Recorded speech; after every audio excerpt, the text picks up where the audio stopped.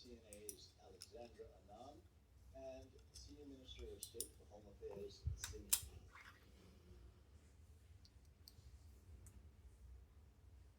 The culture community and youth ministry is calling on religious organizations to keep philosophy that attack on one node is an attack on all. Minister of State among the religious organizations. This needs to be strengthened further. This ethos needs to be passed on to the next generation, particularly the young. Mr. Dinesh cites an incident last year where a parcel containing pork was delivered to a mosque in Serangoon. He also notes how the Muslim community had reacted with high levels of constraint, compassion, and leadership. Churches and temples went down in support, providing further strength to the community. If you ask me personally, we passed with flying colors. And that's only because the Muslim community reacted with restraint.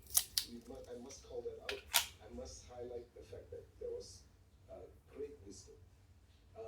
And everybody else came in very quickly to support, either statements of solidarity and support or just standing together with the mosque. At an inter-religious conference, he notes how Singapore is celebrating Hari Raya Haji, Yusak Day, in the same week, and he adds that informational environment, there can be people who aim to destabilize the country. While more obvious tactics like fake news can be detected, he calls for greater vigilance against more subtle messages that aim to cause divisions. We need to guard against the slow erosion, and we must be sensitive enough to be able to call it out.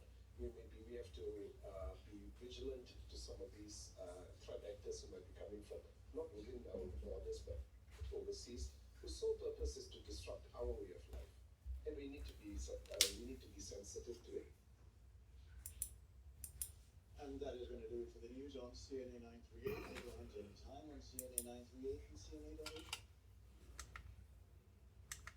Some cashback. Beat your daily bus and train rides